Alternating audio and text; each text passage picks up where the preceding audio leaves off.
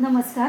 अर्पणद्वारे विकसित आणि प्रकाशित माझे सुरक्षा पुस्तक. अर्पणचा संदेश.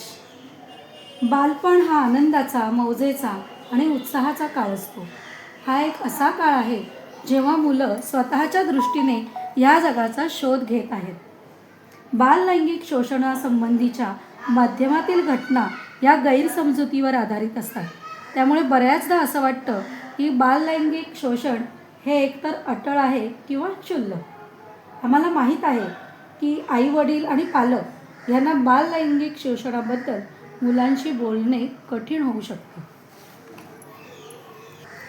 आमच्या रंगीबेरंगी जगामध्ये आपले स्वागत आहे.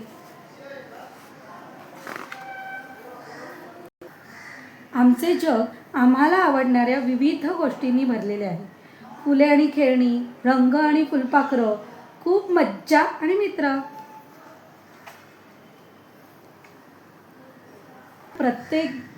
आपण प्रत्येक जण वेगळे आहोत. आम्ही खास आहोत आणि तुम्ही सुद्धा खास आहात. आमच्याजवळ अद्भुत शरीर सुद्धा आहे. आपल्या प्रत्येकाजवळ डोळे, कान, नाक, हात, हाताची व पायाची बोटं आणि पाय आहेत.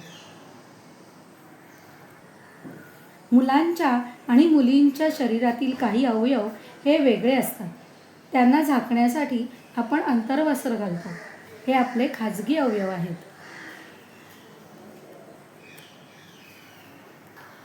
आम्हाला आमचे शरीर खूप आवडतं आणि आम्ही आमच्या शरीराची काळजी घेतो.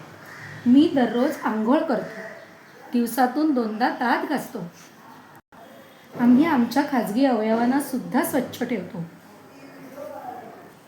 काही स्पर्शांमुळे आम्हाला आनंद आणि सुरक्षित वाटते.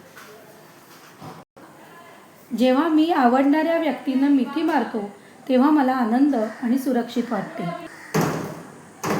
पण काही स्पर्शांमुळे आपल्याला दुःखी वाटते.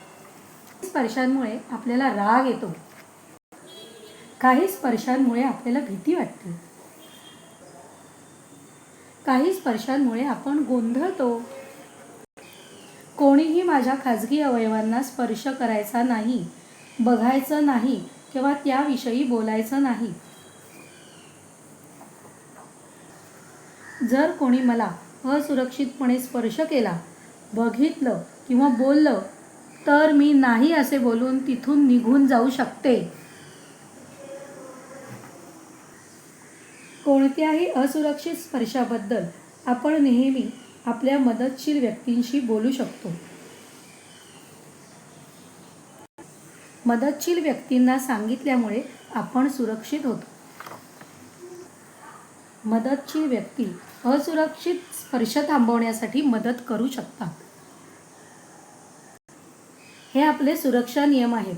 या नियमांचे पालन करून आपल्या लहान जगामध्ये आपण आनंदी आणि सुरक्षित राहू शकतो. या सुरक्षा नियमांमुळे तुम्ही सुद्धा सुरक्षित राहणार.